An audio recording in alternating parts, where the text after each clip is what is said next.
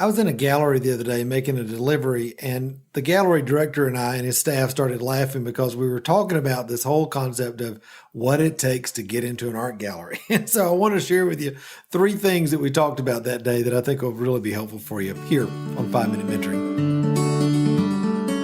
Have you ever wanted to have someone in your life who you could ask real questions about your art, your business, and even your walk with the Lord? Well, that's exactly what we do every Friday here on 5-Minute Mentoring, where I answer one question from one of my awesome podcast listeners in order to help you start really thriving as the artist you know God created you to be. So, hey, my friend, super glad that you're here with me today on 5-Minute Mentoring. As many of you know, I've been transitioning out of my River Arts District studio where I've been for the last 10 years into a private, not open to the public studio, and I'm starting to sell my work through galleries again, which I'm super excited about.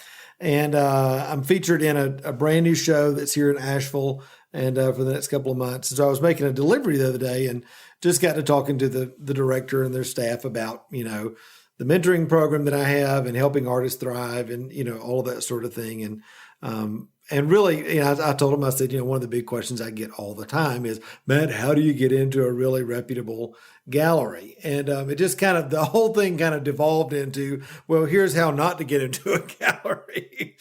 And I just thought these 3 things were, kind of obvious, but really bear repeating to anybody who's wanting to get into a reputable gallery and sell your work through it. The first one is follow the procedures.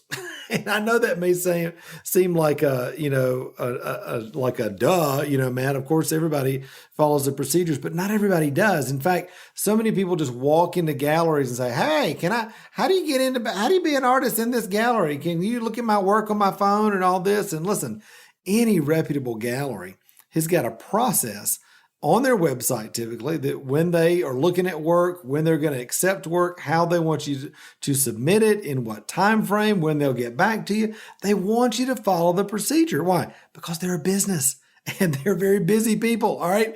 And so they want you to follow the procedures. It also lets them know that you're somebody that can be trusted to work with long term, which, you have to think about, because they're not just showing your artwork, they're going into business with you as the distributor of what you do. So follow the procedures. That's really, really huge. And if they don't have any, ask how they'd like for you to submit your work for their consideration.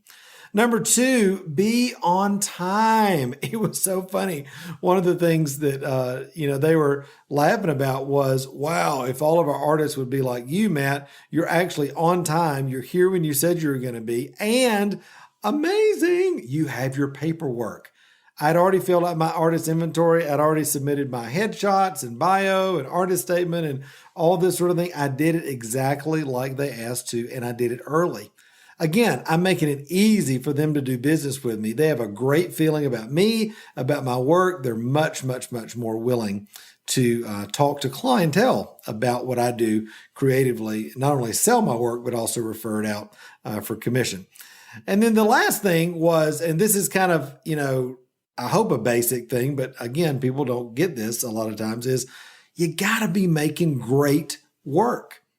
Great artwork is the basis for everything when it comes to marketing. You can be the best marketer in the world, but if you're making work that is substandard, that's not finished well, that's not of good quality, that's not desirable in the marketplace, then you can't expect a gallery to get really excited about what you do. That's why we talk so much about on here on the Thriving Christian Artist podcast, on 5-Minute Mentoring.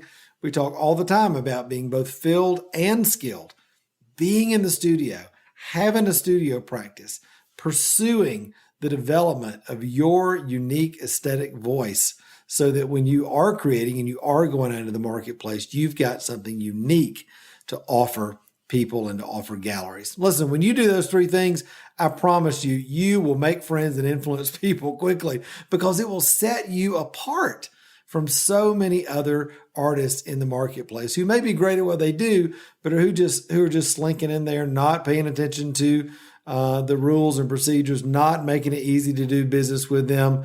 And that becomes a pain, and it's usually ends up in a short-lived relationship. So I want to see you have long-term relationships. I want to see you have galleries and partners that love working with you. And if you'll do those three things, if you'll follow the procedures they have, if you'll show up on time and do it the way they ask, and you'll make great artwork, I promise you, galleries will want to carry your work. All right, my friend, listen, I love you very much.